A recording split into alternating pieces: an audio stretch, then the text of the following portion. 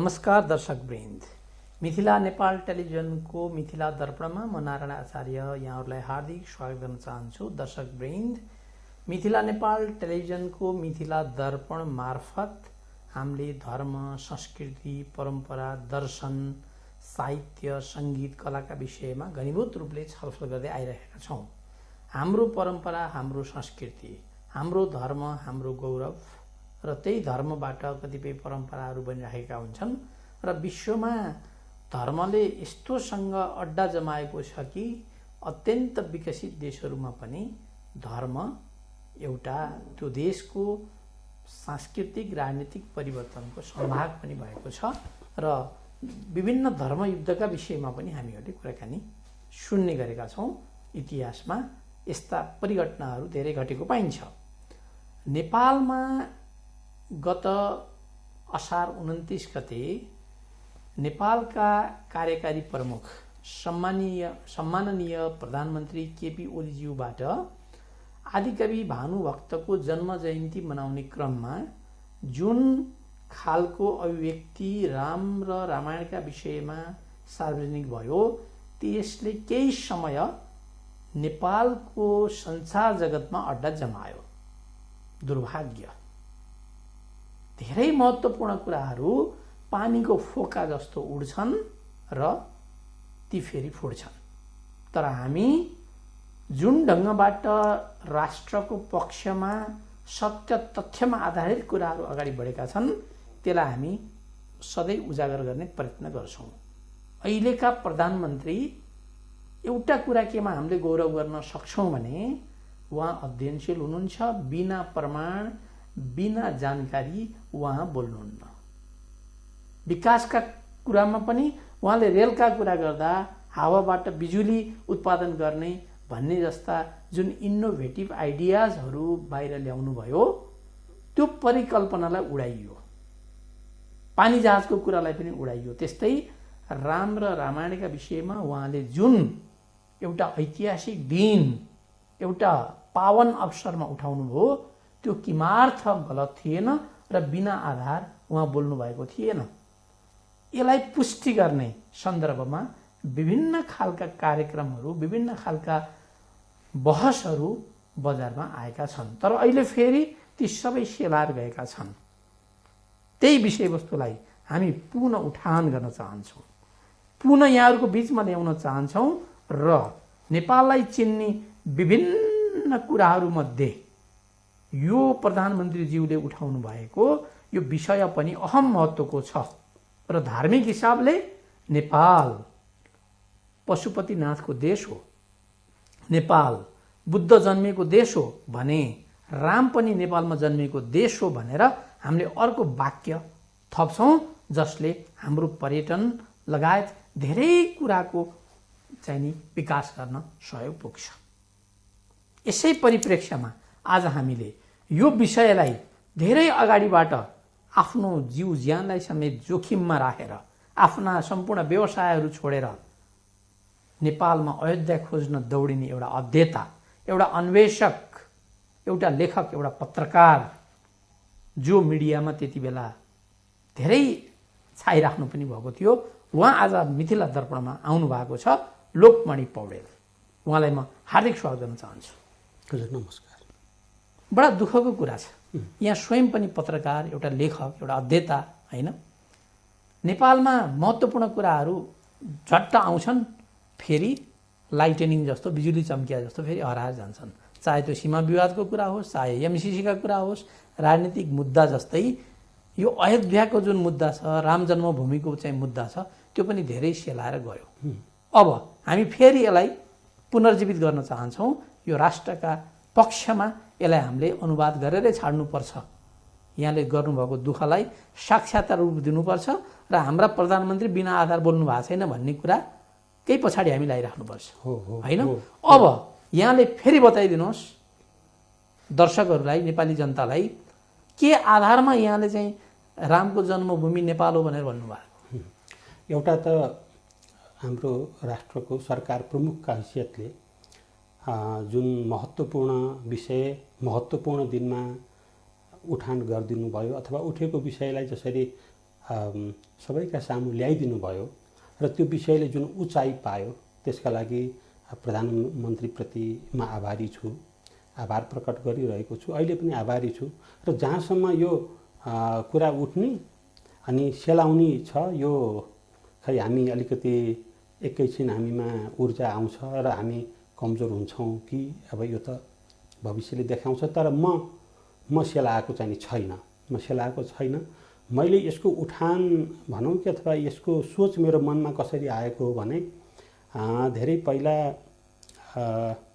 आजभन्दा 10-11 वर्ष पहिला जब मैले वाल्मीकि रामायण पढ्दै थिएँ, त्यहाँ सुरुकै प्रसङ्गमा लवकुश रामायण कण्ठ गरेर वाल्मीकिकै आश्रममा लवकुश हुर्किएका, अनि रामायण कण्ठ गरेपछि त्यो बच्चाहरूलाई रामायण सुनाउने रहर भयो र रामायण सुनाउन उनीहरू नजिक कहाँ होला सहर, गुरुदेव हामी सहरमा गएर रामायण सुनाउँछौँ भन्दाखेरि वाल्मीकिले अयोध्या जाने बाटो देखाइदिनु भयो र दुईजना बच्चाहरू बिहानै अयोध्यातिर लागे र मध्याह्न कटेपछि उनीहरू अयोध्यामा पुगेर कुनै गल्लीमा रामायण वाचन गर्दै थिए, गाउँदै थिए, वीणा बजाएर करताल बजाएर बडो सुमधुर आवाजमा गाउँदै थिए। रामका नजरमा पर्यो त्यो दृश्य र साह्रै मिठो लाग्यो र आफ्नै कथा गाए जस्तो मानेर उहाँले ती दुईटै बच्चालाई दरबारमा लैजानु भयो र दरबारमा सबै बसेर रामायण सुनियो। त्यसपछि कथा सुरु हुन्छ, वाल्मीकि रामायण।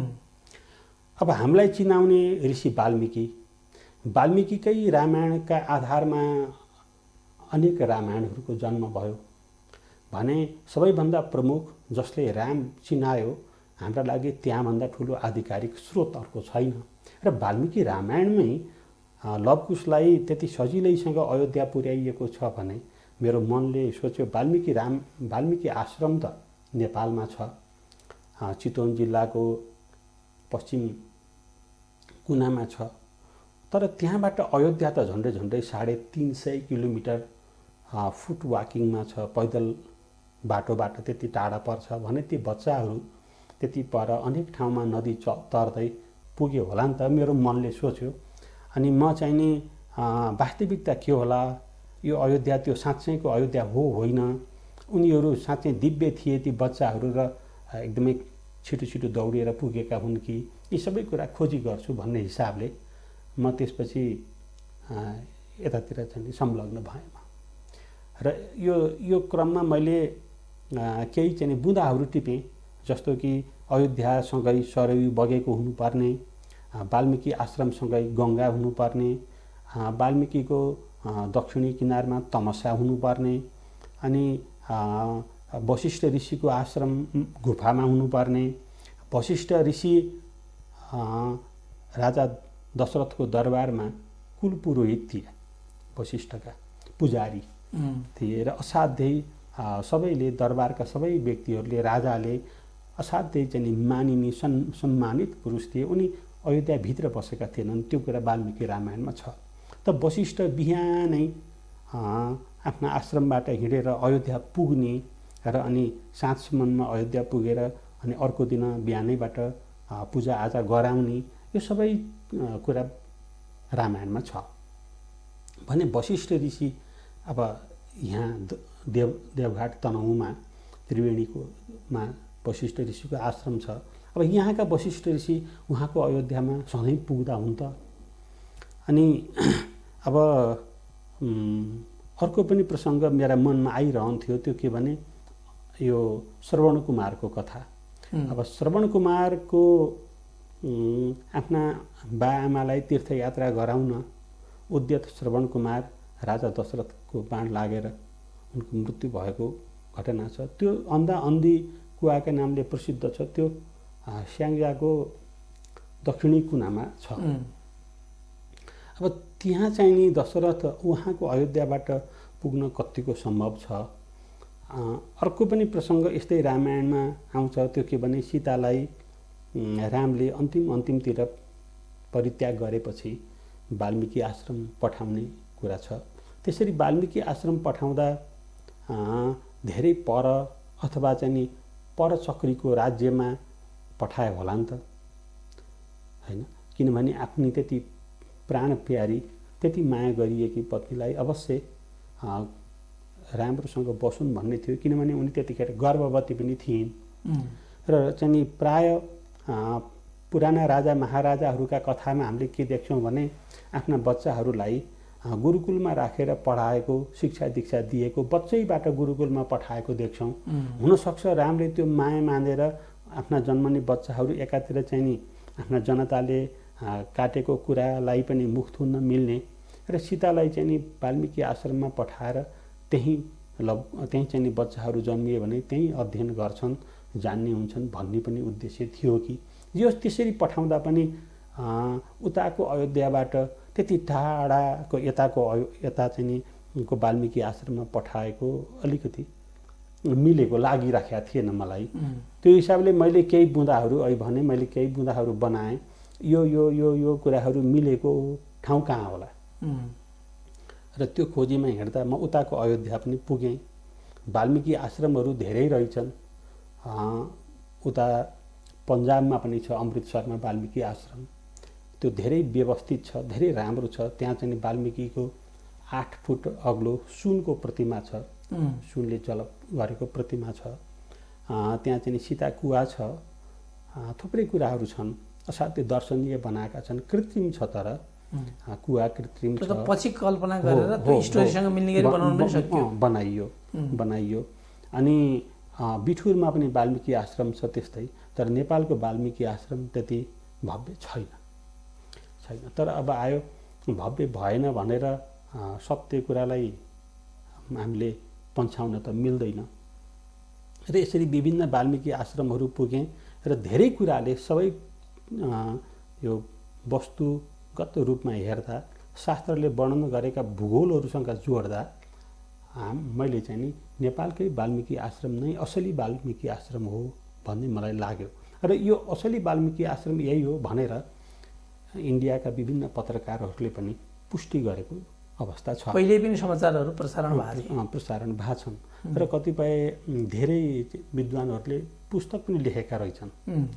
र तर जहाँ पुग्यो, बिछुरमा पुग्यो, यही हो असली भन्छन् त्यहाँकाले। अमृतसर पुग्यो, यही हो असली भन्छन् त्यहाँकाले। तर यता छत्तीसगढमा पनि वाल्मीकि आश्रम छ रहेछ, त्यहाँ पनि यही हो भन्छन्। तर वास्तवमा सबैको भनेपछि त अयोध्या जुन भारतको अयोध्यालाई मानिएको छ हैन, जुन विवाद भएको अयोध्या छ, त्यसलाई सबैले मानेका छैनन् नि त। इन्डियामा पनि अन्यत्र पनि दाबी गरेको अवस्था छ। हो, यतातिर मलाई यस्तो लाग्यो, यो त मिलेन भन्ने लाग्यो। तर म खोजीमा हुँदाखेरि उताको अयोध्या पनि पुग्दा अनेक लिखतहरू, अनेक समाचारहरू पढ्दाखेरि एउटा बडो महत्त्वपूर्ण समाचार मेरो आँखामा आयो। त्यो हो बीबी लालको यो आर्कियोलोजिकल स्टडी अफ अयोध्या। त्यो बीबी लाल यो सन् 1976-1977 एक वर्षसम्म अयोध्याको उत्खनन भएको थियो। त्यतिखेर एएसआई भनेको आर्कियोलोजिकल सर्वे अफ इन्डिया, त्यसका महाप्रबन्ध डिजी महानिर्देशक बीबी लाल हुनुहुन्थ्यो।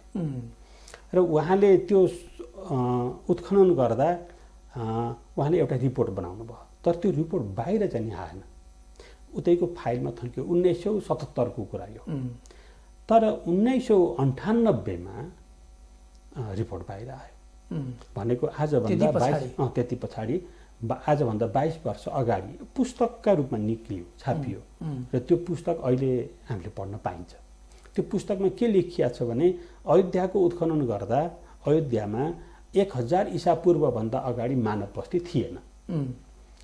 अब यहीँनिर फेरि अर्को संशय निस्कियो के भने 1000 ईसा पूर्व अगाडि मानव बस्ती थिएन भने रामायण काल त त्योभन्दा धेरै पहिलाको हो। झन्डै 6-7 हजार वर्ष अगाडिको हो अवश्य। भने अब 1000 ईसा पूर्वभन्दा अगाडि मानव बस्ती नै थिएन भने त्यो बेलामा अयोध्या त्यहाँ कसरी भयो? त्यहाँ त्यो कसरी राम राज्य कसरी भयो? कसरी राम जन्मभूमि भयो भन्ने यो दोस्रो कुरा उतैका पुरातत्त्वविदले पुष्टि गरिदिनु भयो। त्यो उहाँसँग मात्रै सीमित भएन।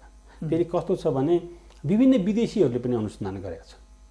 बाहिरबाट आएर पनि अयोध्याका बारेमा धेरै खोज भएको छन् र कसैले पनि त्यो अयोध्यालाई यो राम जन्मिएको यही हो भनेर कसैले पनि सिद्ध गर्न चाहिँ नि सकेन। सबैले त्यसलाई मिथकीय नै माने। हुँदाहुँदै त अवस्था कस्तो भयो भने राम नै मिथकीय पात्र बन्न पुग्यो। किनभने जब त्यो अयोध्या नै मिथकीय हो, किनभने यो अयोध्या नै असली होइन भनेपछि राम पनि असली होइनन् भन्ने यस्ता चाहिँ बडो ठुला ठुला लेखकहरूले लेख्न थाले। त्यसले मलाई झन् पीडा भयो। किनभने एउटा हामीले मानिआएको हाम्रो असाध्य प्रमुख रूपमा हाम्रा चाहिँ मनमा हाम्रा तन मनमा बसेको भगवानलाई त्यो चाहिँ कपोल कल्पित हो, त्यो जन्मिएकै थिएन। जन्मिएको थियो भने यो अयोध्या त मिल्दैन भन्दाखेरि त खोज्नै पर्यो नि, अवश्य खोज्नै पर्यो। अनि अब साँच्चै नै उनीहरूले भने चाहिँ मिथकीय हो कि अथवा फेला पर्यो भने त हाम्रा राम चाहिँ नि ओहो यहाँ जन्मिएको। मलाई कस्तो लाग्यो भने हाम्रो राम जन्मिएको भूगोल मात्रै खोसिएन, हाम्रो रामको ऐतिहासिकता पनि खोसियो। त्यो हिसाबले म अयोध्यामा पुगेपछि मैले केही अरू थप कुरा पनि पाएँ। म अयोध्या पुग्दाखेरि 2069 सालको कुरा हो, विषम। त्यहाँ के भयो भने अहिले पनि शास्त्रहरू हेर्दा, अहिले पनि धेरै चाहिँ ग्रन्थहरू पढ्दाखेरि हामीले के पाउँछौँ भने उत्तरवाहिनी नदीको महत्त्व पाउँछौँ र सरयूलाई उत्तरवाहिनी नदी भनेर कतिपय ठाउँमा वर्णन पनि गरिएको छ। तर त्यहाँको सरयू चाहिँ नि उत्तरवाहिनी छैन। अनि अथवा चाहिँ नि कहीँ नदीहरू पश्चिम बग्ने नदी पनि महत्त्वपूर्ण हुन्छन्। शास्त्रमा पश्चिम बग्ने नदी पनि महत्त्वपूर्ण हुन्छन्। किनभने यो हाम्रो यो भूगोलको अवस्थिति कस्तो छ त भन्दा हामी चाहिँ नि उत्तरपट्टि हिमाल भएको, उत्तर अग्लो भएको र दक्षिण होचो भएको छ। त्यसो भएपछि त सबै नदीहरू दक्षिणतिर जाने भनेपछि दक्षिणतिर जाने नदीहरू त स्वाभाविक भयो। यदि कुनै नदी उत्तरतिर जान्छ भने त त्यो महत्त्वपूर्ण भयो। यो हिसाबले नदीको महत्त्वलाई पश्चिम बग्ने र उत्तर बग्ने महत्त्वपूर्ण मानिन्छन्। अब म यो खोजीको क्रममा म नारायणी नदी नजिकै केही पर यो वाल्मीकि आश्रम पनि नजिकै पर्ने हिसाबले म दलदलेमा बसेको थिएँ। अब त्यहाँ कस्तो देखेँ भने नारायण घाटदेखिबाट हजुरको काओसती, अझै अगाडि चाहिँ चोरमारा, अझै अगाडि दाउने, वहाँसम्म नै नदी पश्चिम पो बगिन्छन् नारायणी। यो त शास्त्रले महत्त्वपूर्ण मानेको नदी त यसो भएर नारायणी होइछ भन्ने मेरो मनमा लाग्यो। यिनै कुराहरू मनमा खेलाएर म पुगेँ उहाँको नदी त पश्चिम वाहिनी छैन, पूर्व वाहिनी छ उहाँको सरयू।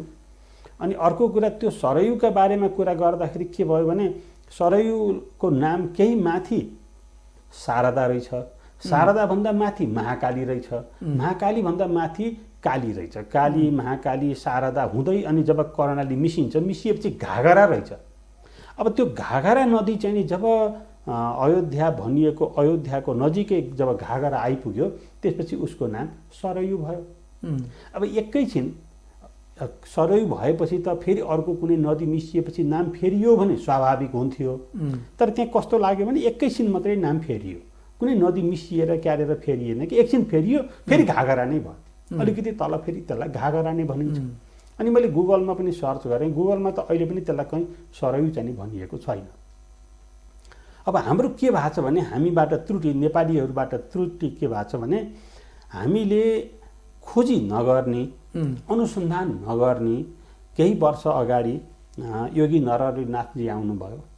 उहाँ अलिकति वर्ष बाँचेको भए धेरै कुरा पत्ता लाग्थ्यो। अब उहाँ आउनुभयो, उहाँ चाहिँ नि अल्पायुमै मानौँ असामयिक उहाँको निधन भयो। उहाँले धेरै कुरा भन्नुभयो, त उहाँलाई पनि त हामीले कुरा काट्यौँ, उहाँको पनि हामीले चाहिँ आलोचना गऱ्यौँ। भने हाम्रो बानी के भने खोजी पनि नगर्ने र खोजी गर्नेलाई प्रोत्साहन पनि नदिने। हामी हाम्रो चाहिँ नि मुलुक देवभूमि हो, हाम्रो यो मुलुक तपोभूमि हो भनेर चाहिँ नि भन्ने एकछिन रमाइलोका लागि भन्ने हो कि यहाँले अहिले भने चाहिँ अनि केही पछि हामी सेलाइहाल्ने। त यो यदि राष्ट्र प्रेम भनेको जस्तो कि अब यो श्लोक, यो मिठो श्लोक बोल्ने प्रभु राम नै हुन् कि जननी जन्मभूमिश्च स्वर्गादपि गरीयसी। यो हामीले रामले लक्ष्मणलाई बोलेका यी कुरा हामी बेला बेलामा घोक्छौँ। के वाल्मीकि रामायणमा छ? हजुर हजुर। अब आयो यति मिठो श्लोक छ, सधैँभरि चाहिँ अझै कति युगसम्म यो श्लोक चलिरहन्छ भने यस्तो चाहिँ नि यो सन्देश दिने भगवान राम को साँच्चै जन्मभूमि अथवा चाहिँ नि मिथकीयता यो बढ्दै गएको हो कि उहाँको ऐतिहासिकता घट्दै गएको हो कि भन्ने पीडा चाहिँ नि मैले बोकेरै अयोध्या अनि विभिन्न वाल्मिकी आश्रममा म पुगेँ र अनि त्यसपछि एउटा पुस्तक आयो। मेरो आँखामा त्यो पुस्तक पढ्यो मैले बेला बेलामा भनेको छु र राम्रो पुस्तकको चर्चा धेरै पटक भने पनि त्यो चाहिँ नि स्वीकार्य नै हुन्छ कि एकजना इन्डियाका कमलेश्वर प्रसाद सक्सेनामा पत्रकार अनि उहाँले प्राय पुस्तकमा कमलेश्वर मात्रै लेख्ने, उहाँ अहिले स्वर्गीय भइसक्नु भएको। उहाँको पुस्तक आयो कितने पाकिस्तान। त्यो कितने पाकिस्तानमा उहाँले त्यहाँ पनि त्यो अयोध्या नक्कली हो र अयोध्याको नामाकरण गरिएको 1857मा हो। 1857 सन् 1857मा हो। यो चाहिँ नि अङ्ग्रेजहरूले आफ्नो चाहिँ शासन टिकाउनका लागि हिन्दू र मुस्लिमका बीच वैमनस्यता खडा गर्न अथवा उनीहरूलाई भिडाउनका लागि र उनीहरू आपसमा लडुन् र हाम्रो चाहिँ नि यो साम्राज्य मजबुत बनोस् भनेर गरेका हुन् भन्ने कुरा कितने पाकिस्तानमा उहाँले उल्लेख गर्नुभयो। उहाँले थुप्रै इतिहास त्यहाँ लेख्नु भएको छ। अनि त्यतिखेर सन् 2000मा छापियो यो पुस्तक। त्यतिखेर इन्डियामा उहाँले त्यो अयोध्यामा राम जन्मिएकै होइन, प्रष्टसँग त्यो पुस्तक पढ्दा बुझिन्छ। अयोध्या नामै 1857मा भएको भन्नुभएको छ। त्यसपछि त्योभन्दा अगाडि त्यसको नाम फैजाबाद थियो। फैजाबादभन्दा अगाडि त्यसको नाम अवध थियो। अवध नाम बौद्ध संस्कृतिबाट प्रभावित नाम हो भनेपछि त्योभन्दा अगाडि चाहिँ नि बुद्धिस्टहरू त्यो ठाउँमा भएको यस्तो अनुमान गर्न सकिन्छ। अब तर चाहिँ नि के भयो भने उहाँले लेखेको त्यो पुस्तकमा त्यो अयोध्या होइन भनेपछि पनि फेरि रामको मिथकीयता अरू बलियो भएर आयो। अरू चाहिँ नि अयोध्या त ल हरायो त, अयोध्या चाहिँ अयोध्या नै अब कल्पनामा बस्यो। अब भनेपछि राम पनि कल्पनामा बसे। र तर त्यो पुस्तकलाई के गरियो भने अब रामलाई अब विभिन्न भनिन्छ नि उताको अयोध्या होइन भन्दाखेरि यहाँ कतिपय नेपालभित्रैका पनि र इन्डियाका पनि कतिपय हिन्दूहरूलाई रिस उठ्छ। त्यो बेलामा अब रामलाई असाध्यै चाहिँ नि आदर गर्ने पार्टीका रूपमा चिनिने भाजपा त्यो बेलामा सत्तामा थियो। सन् 2000मा त्यतिखेर प्रधानमन्त्री हुनुहुन्थ्यो अटल बिहारी वाजपेयी, उप प्रधानमन्त्री हुनुहुन्थ्यो लालकृष्ण आडवाणी। र सन् 2000मा छापिएपछि यो पुस्तकमा धेरै चर्चा परिचर्चा भयो। उहाँहरूले चाहिँ नि अवश्य पढ्नु भयो किनभने त्यसलाई सन् 2003को 3 वर्षपछि यो भारतीय एकाडेमी पुरस्कार दियो, साहित्य एकाडेमी पुरस्कार दियो। पुरस्कृत नै गरियो। भारतको सर्वोत्कृष्ट कृतिका रूपमा ऊ पुरस्कृत भयो। त्यो पुस्तकमा त्यसो भनिएको छ भने यो चाहिँ नि हामीले भनेको हामीले चाहिँ नि त्यो अयोध्याको विपक्षमा बोलेको चाहिँ होइन। मैले त के खोजी गरेको भने रामको मिथकीयता चाहिँ नि बढ्दो, अयोध्याको मिथकीयता बढ्दो, त्यसलाई चाहिँ नि यथार्थ अयोध्याको खोजी गरेर राम ऐतिहासिक पात्र हुन्। हाम्रा रामको जन्म यो पृथ्वीमा भएको थियो र यो चाहिँ नि रामलाई हामीले जसरी 7औं अवतारका रूपमा मान्छौँ त्यो चाहिँ नि सही हो, सत्य हो भन्ने हिसाबमा हिँडेको बेलामा मैले केही चाहिँ पोइन्टहरू बनाएँ। के आधार लिएर खोज्ने, अयोध्यालाई के भनिएको छ वाल्मिकी रामायणमा अथवा चाहिँ नि अयोध्याका बारेमा अरू पुस्तकमा पनि भनिएको छ कि अयोध्या ठाउँ हो। एकछिन रामलाई एकछिन पर राखौँ।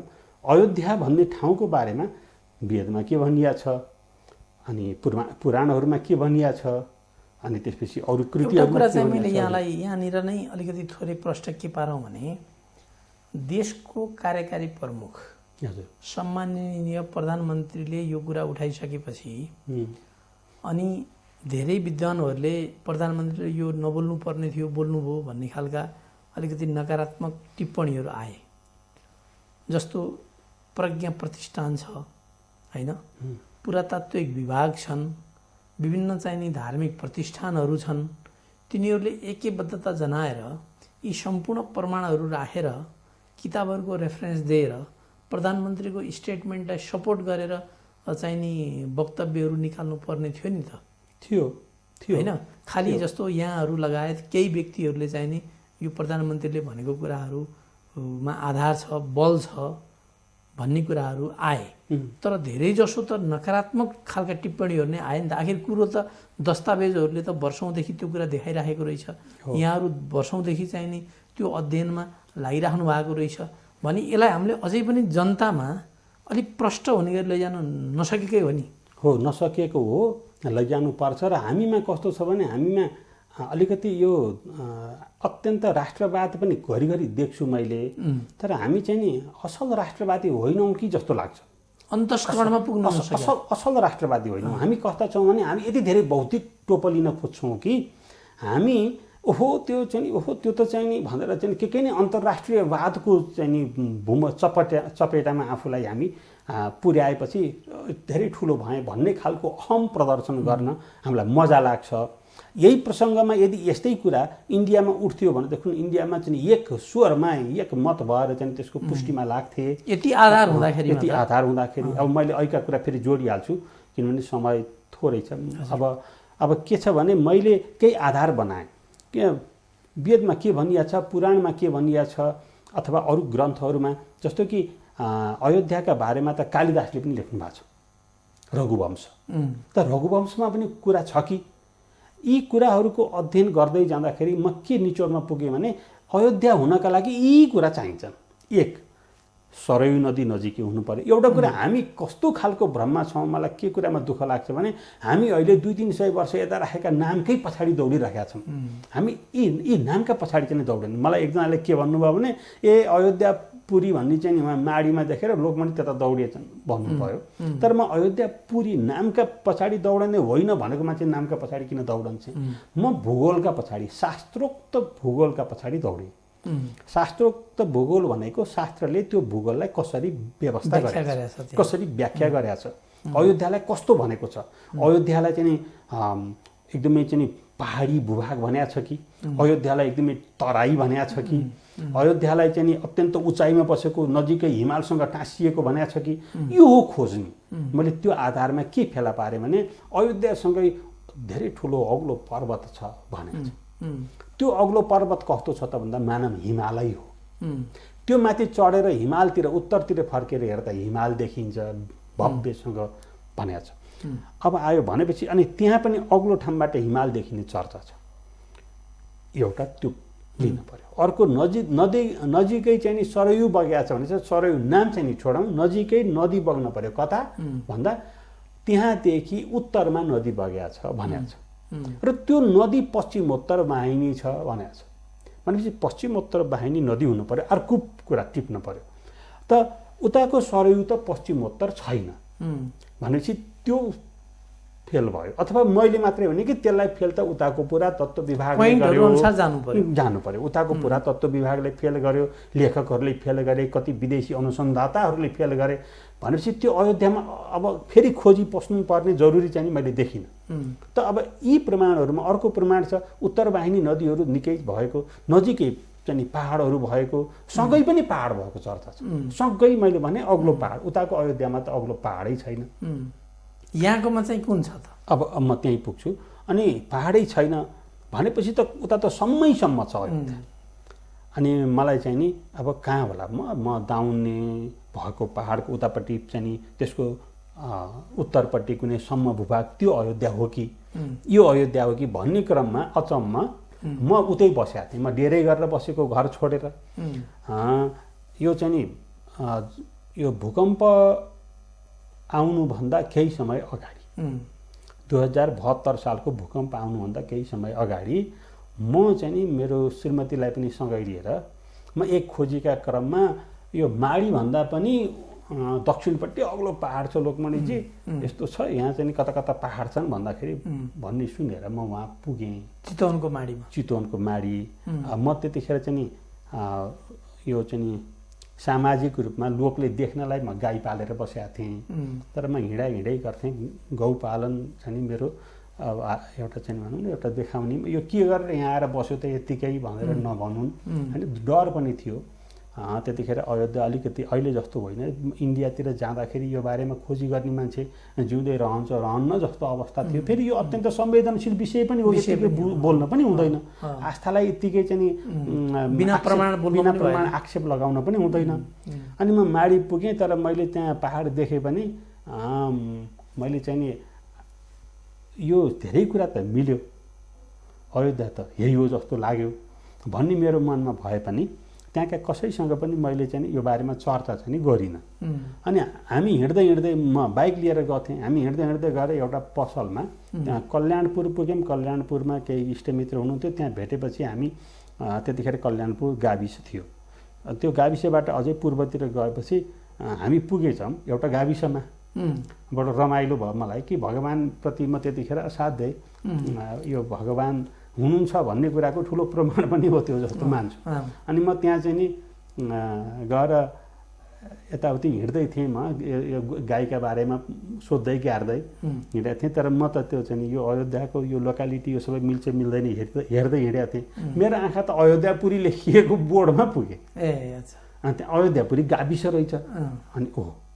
अनि मलाई चाहिँ एकदमै भगवान्ले तैँले अलिक पत्ता लगाउन सकिनुहोस् भने यहीँ हो है म जन्मिएको भने हो कि। अब यसपछि अनि मैले फेरि त्यो खोजीलाई एकदमै तीव्रतर चाहिँ अगाडि बढाएँ। 2072 को भूकम्पको दोस्रो पल्ट वैशाख 29 गते म वाल्मिकी आश्रमबाट फर्कँदै थिएँ। र 2073 मा मैले चाहिँ आफ्नो झन्डै धेरै कुराहरू सकेर अझै म व्यवस्थित रूपले यसलाई टिपोट गरेर लेखेर एउटा सानो चाहिँ पुस्तिका बनाउँछु भन्ने हिसाबमा 2073 मा म छोडेर अब म त्यही कामका लागि गाई पाल्न गएको पनि थिइनँ। मैले गाई वरिपरिका गाउँलेलाई जति थिए बाँडेँ। कसैलाई अलिकति पैसामा बेचेँ पनि, कसैलाई निःशुल्क पनि दिएँ र म काठमाडौँ फर्केँ। फर्किएपछि अनि म यी कुरालाई यसो लेख्थेँ।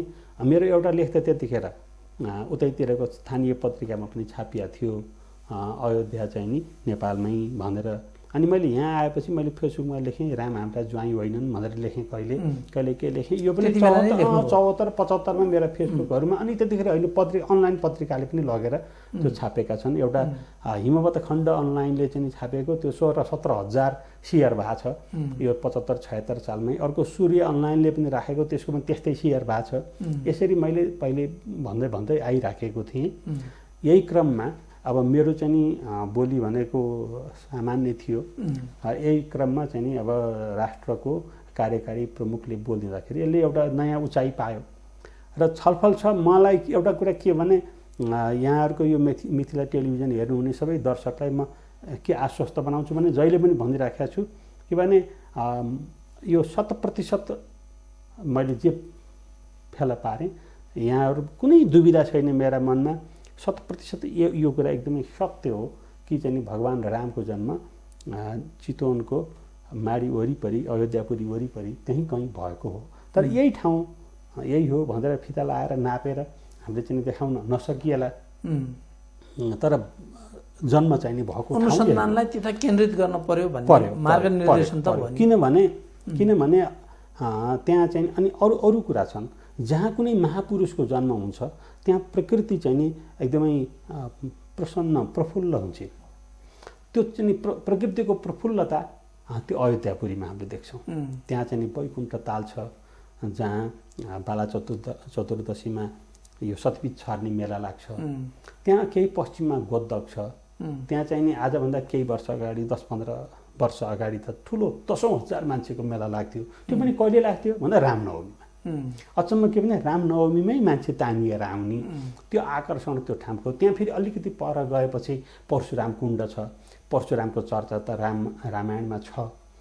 परशुराम र रामको चाहिँ बेला बेलामा भेट भएको कुरा छ भने यी सबै कुराहरू त्यहीँ छन्, त्यही वरिपरि छन्। त्यहाँ सीता गुफा पनि छ। अब हेर्नु न भनेको यी सबै त्यहाँभित्र मूर्ति पनि छ। धेरै पुरानो मूर्ति हो जस्तो लाग्छ किनभने त्यहाँ वरिपरि पाइने ढुङ्गाले बनेको त्यो होइन।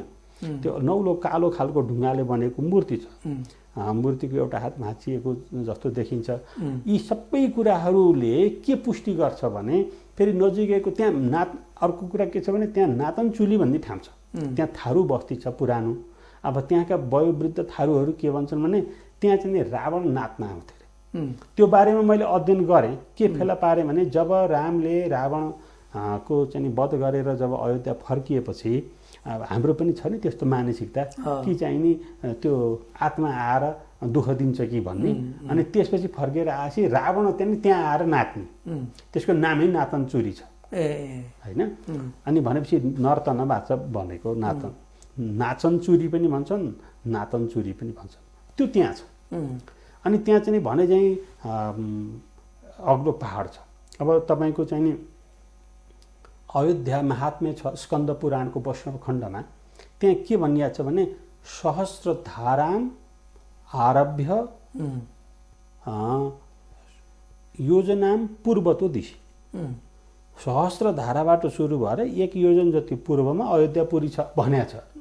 सहस्रधारा पनि छ त्यहाँ, त्यसको पूर्वमै पर्छ अयोध्या, त्यस्तै 1.5 योजनमा छ भनेपछि अब यी सबै शास्त्रहरूले भनेका अनि अब प्रश्न आउँछन् धेरैले अब यहाँ कन्फ्युजनको प्रश्न के आउँछन् भने गङ्गा खोइ त, अनि सरयू खै, अनि त्यसपछि चाहिँ नि फेरि तमसा खै हैन, रामायणमा वर्णित नदीहरू गोमती कहाँ छ, स्वर्णभद्रा कता पुग्यो, यी प्रश्नहरूका पनि जवाब छन् मसँग।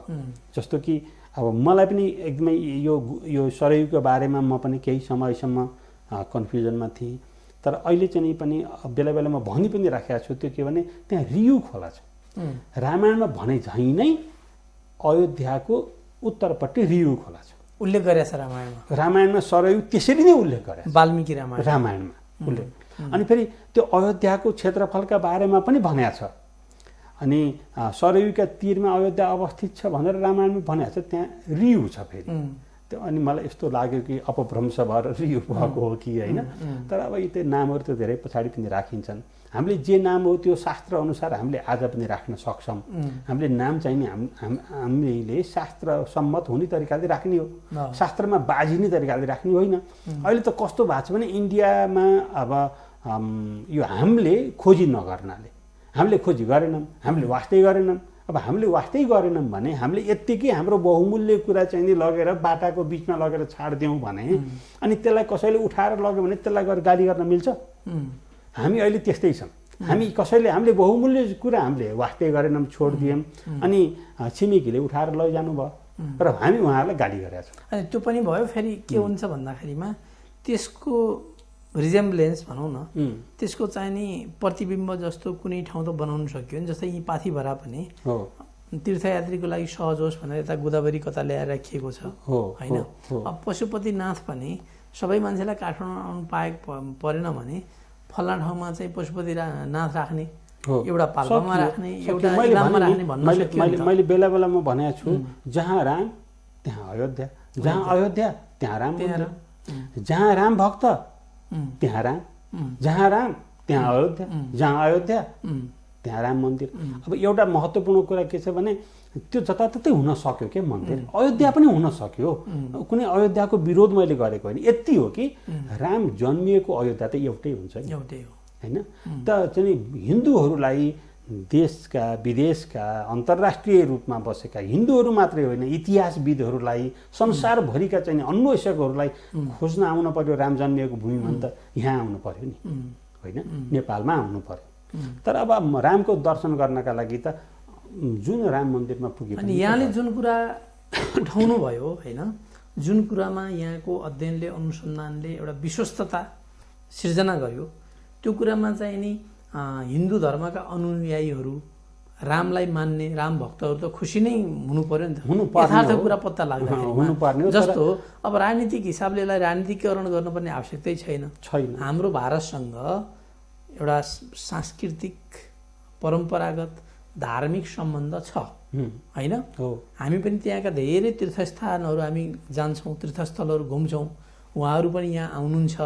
अब यसलाई चाहिँ राजनीतिकरण गर्न आवश्यक पनि छैन। यहाँ त एउटा अध्येता हुनुहुन्छ, एउटा अनुसन्धानकर्ता हुनुहुन्छ, यहाँले शास्त्रले देखाएको कुरा यो भूमिमा कहाँ पाइन्छ त भनेर अनुसन्धान गर्दा त यहाँलाई त इन्करेज गर्नु पर्यो नि। हो, मैले यो भूमिमा भनेर पनि खोजेको होइन, फेरि यो विश्वको भूमि। यहाँलाई मैले थोरै रोक्न के खोजेँ भने लोकमणि पौडेलसँगै योभन्दा फरक विचार राख्ने बसेर टेबल टक गरौँ न। यो त विद्वत्ताको कुरा हो नि त होइन। यहाँ कुनै थ्रेड दिने अथवा खबरदारी गर्ने अथवा चाहिँ नि भ्रम फिजाउनु पर्ने कारणै छैन। अहिलेसम्म इन्डियाको अयोध्या होइन, उत्तर प्रदेशको अयोध्यालाई रामको जन्मभूमि भनेर प्रचार गरिएको छ। अध्ययन अनुसन्धानले शास्त्रले अर्को ठाउँलाई देखाउँछ भने त्यो जान स्वीकार्य छ। भूगोलले, शास्त्रको भूगोलले जहाँ देखाउँछ त्यो त मान्न पर्यो, हामीले पनि मान्न पर्छ र उहाँहरूले पनि मान्न पर्छ। मैले भनेको पनि खालि यति हो कि शास्त्रार्थ गरौँ, उहाँहरूले शास्त्र खोजौँ। मैले भनेका कुरा त्रुटियुक्त छन् भने तपाईँले त चाहिँ नि उत्तरमा सरयू भन्नुभएको छ, अनि फेरि उत्तरवाहिनी भन्नुभएको छ, उत्तरवाहिनी नदीहरू छन् अयोध्यामा भन्नुभएको छ होइन। त्यो त चाहिँ नि मिल्दैन त शास्त्रमा त भन्नुभयो भने त्यो श्लोक चाहिँ नि मैले हेरेको श्लोक जुन छ, मैले श्लोकहरू राखेको छु र मैले चाहिँ यहीँबाट म के पनि जानकारी दिन चाहन्छु भने मैले यो कृतिलाई मैले धेरै पहिले नै छापिसक्न खोजेको थिएँ। यी कोरोनाका विभिन्न कारणहरूले ढिलो हुँदै गएको छ। म यो चाहिँ प्रकाशनमा ल्याउने छु र अब त्यो चाहिँ त्यसपछि यहाँहरू सबैका नजरमा पनि पर्नेछ। मेरो खालि के हो भने मैले नेपालभित्र पर्छ अयोध्या भनेर खोजेको चाहिँ होइन, मैले त चाहिँ नि त्यो भूगोलसँग मिल्ने वशिष्ठ ऋषिको मैले अझ चाहिँ खोज्दाखेरि त कस्तो मिठोसँग खोजेको थिएँ भने रामायणमा के वर्णन छ भने एकदमै यो अकाट्य एउटा चाहिँ श्लोक छ रामायणमा। त्यहाँ के छ त भन्दाखेरि अयोध्याबाट पश्चिममा वाल्मिकी आश्रम छ भनेको छ। अब अयोध्याबाट पश्चिममा वाल्मिकी आश्रम छ भनेपछि मेरो मनले अयोध्याबाट पश्चिम वाल्मिकी आश्रम भनेको अमृतसरको भनेको हो कि होइन, उताको अयोध्याबाट त्यो पनि त मिल्यो नि। त्यो मिलाउनका लागि उता उहाँ वाल्मिकी आश्रम बनाइयो, किनभने रामायणमा अयोध्याबाट पश्चिममा वाल्मिकी आश्रम छ, फेरि वाल्मिकी आश्रमभन्दा पश्चिममा मथुरा छ रामायणमै भनेपछि त फेरि उता मथुरा सारा त मिलेन। मथुरा चाहिँ नि फेरि उताको वाल्मिकी आश्रमबाट पूर्वमा पर्यो। जबकि रामायणमा एकदमै शत्रुघ्नले वाल्मिकीसँग म आजको रात यहाँ बस्छु, भोलि बिहानै उठेर म फेरि पश्चिमतिरै लाग्ने हो भनेको छु। अयोध्याबाट गएको मान्छेले म भोलि बिहानै उठेर पश्चिमतिर लाग्छु भन्छ भने उसले चाहिँ नि कहाँबाट आएको हुनुपर्छ त भन्दा पूर्वबाट आएको हुनुपर्छ।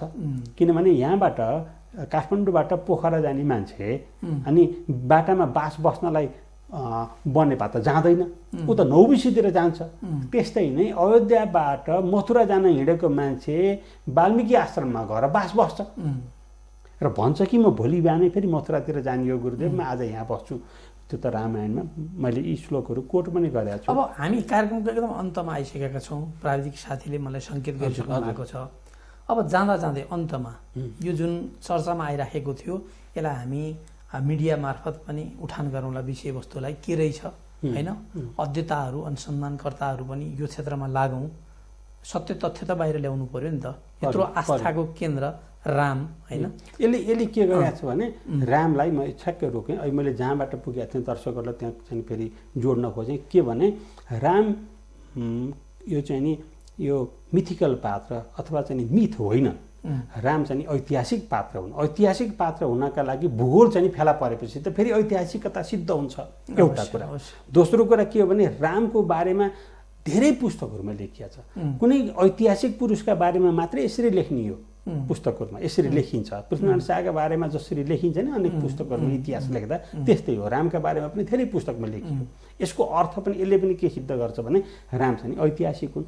जब भूगोल पनि फेला पर्यो र अनेक पुस्तकमा रामको चर्चा छ भनेपछि राम अब मलाई लाग्छ अब विश्वले फेरि रामलाई फेरि फर्केर हो ऐतिहासिक पात्र हो है भनेर हेर्नेछ। यो चाहिँ हामी धेरै वर्ष पुरानो पात्रका बारेमा कुरा गर्दाखेरि हामी अल्मलिएका हौँ। अब यहाँले एउटा अध्येताको हिसाबले यो कुरा जुन विषयवस्तु यहाँले उठान गर्नुभयो, यहाँ भित्रबाट लागिराख्नु भएको थियो, विभिन्न कारणले बाहिर प्रकटीकरण भएको थिएन, प्रधानमन्त्री नै बोलिदिएपछि यहाँलाई सजिलो पनि भयो होइन भनेपछि अब यो कसरी अगाडि बढोस् भन्ने चाहनुहुन्छ एकदम छोटोमा? होइन, यो त चाहिँ नि मलाई लागेको के भने जुन तरिकाले मैले जति अहिलेसम्म खोजी गरेको छु त्यो मेरो कर्तव्य पनि हो, त्यो म चाहिँ नि सबैका सामु ल्याउँ, प्रस्तुत गरौँ पहिलो। दोस्रो के भनेदेखि अरू पनि रामायण अथवा अहिले मलाई खुसी लागेको छ धेरै मान्छेहरू रामायण पढ्न थाल्नु भएको छ होइन। सबैले रामायण पढौँ अथवा चाहिँ नि अथवा जसले जे कुरा थाहा पाउनुहुन्छ यसको सपोर्टमा कि चाहिँ नेपालको चितवनको माडी अथवा होइन भने पनि जे थाहा पाउनुहुन्छ त्यो कुरा बाहिर ल्याउँ, बोलौँ, भनौँ, मिडियामा आओस् अथवा चाहिँ सामाजिक सञ्जालमा आओस्। र हामी सबैले के हो भने यो चाहिँ नि इन्डियाका लागि पनि खुसीको कुरा हो, किनभने जसलाई चाहिँ इन्डियालाई पनि त चिन्ता थियो नि त रामलाई मिथिक अब चाहिँ एकदमै चाहिँ नि कल्पनामा मिथ्यामा लगिराखेका छन् भन्ने चिन्ता त इन्डियाका हिन्दूहरूलाई पनि थियो नि। अब त उता पनि चाहिँ नि त्यो चिन्ताबाट मुक्त हुने बेला आयो, हामी पनि मुक्त हुन पर्यो। हाम्रा राम ऐतिहासिक पात्र हुन् र यो खोजीमा हामी सबै मिलौँ। मैले त के भन्छु भने इन्डियाबाट पनि एकदमै ठुला विद्वानहरूलाई बोलाऊँ अथवा हामी नै वहाँ गएर छलफल गर्ने हो कि छलफल गरौँ, एउटा राम्रो एउटा मार्गचित्र बनाऊँ र जहाँ चाहिँ नि राम जन्मिएका हुन् त्यो भूमिमा एकदमै भव्य तरिकाले त्यसको चाहिँ व्यवस्था गरौँ विस्तृत रूपले। त्यहाँ चाहिँ नि कहाँ चाहिँ नि हामी फेरि पर्यावरणबाट पर पनि नभागौँ, असाध्यै सुन्दर तरिकाले त्यहाँको चाहिँ उ गरौँ। त्यहाँ थुप्रो चाहिँ जमिन छ जुन चाहिँ नि यो चाहिँ त्यो अब धेरैले भन्छन् कि राष्ट्रिय निकुञ्जलाई चाहिँ प्रभाव पर्ने राष्ट्रिय निकुञ्जको होइन कि सामुदायिक वन छ। त्यहाँ थुप्रो चाहिँ बिघा जमिन छ, चाहिँ झन्डै झन्डै 28-30 हजार बिघा छ, त्यत्रो जमिन छ। त त्यो जमिनलाई चाहिँ नि राम्रोसँग व्यवस्थित गरौँ। त्यहाँ चाहिँ नि आयुर्वेद अनुसन्धान केन्द्र खोलौँ, त्यहाँ चाहिँ नि गुरुकुल आश्रम स्थापना गरौँ, रामायण अध्ययन केन्द्र मास्टर प्लान गरौँ। यो बारेमा पनि मैले बेला बेलामा भनेको थिएँ। अनि यस्तो गरौँ, वाल्मिकी आश्रमलाई असाध्यै चाहिँ राम्रोसँग चाहिँ नेपालबाटै हेर्न जान मिल्ने बनाम अहिले इन्डियाबाट जानुपर्ने अवस्था छ।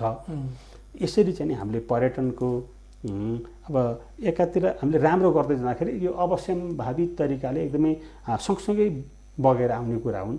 धेरै चाहिँ कुराले राम्रो हुन्छ, मुलुकलाई राम्रो हुन्छ। यहाँले अत्यन्त महत्त्वपूर्ण कुरा दर्शकहरूलाई पुनः बताइदिनु हो मिथिला नेपाल टेलिभिजन मार्फत, किनभने हाम्रो टेलिभिजनको नामै मिथिला छ होइन।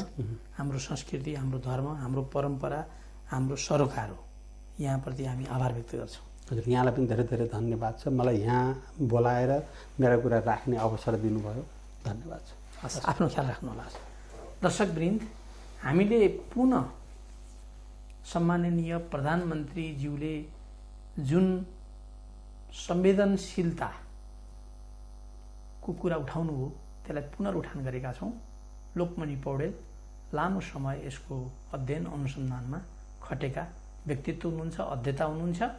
यो कुरालाई हामीले आफ्नो आफ्नो क्षेत्रबाट अगाडि बढाउँ, अध्ययन गरौँ, अनुसन्धान गरौँ, यो मिसनलाई सफल पारौँ। भोलि सत्य तथ्यले जहाँ देखाउँछ राम हामी सबै हिन्दूहरूको आस्था हो, त्यो आस्थालाई हामी अझ बढी यथार्थपरक बनाउने हिसाबले अगाडि बढौँ भन्ने कामनाका साथ अर्को मिथिला दर्पणमा अर्को विशेष व्यक्तित्वका साथ उपस्थित हुने बाचा गर्दै म नारायण आचार्य यहाँहरूबाट बिदा हुन चाहन्छु। हस्त सबैले आफ्नो ख्याल राख्नुहोला। मिथिला नेपाल टेलिभिजन सबैका लागि, सधैँका लागि। जय राम।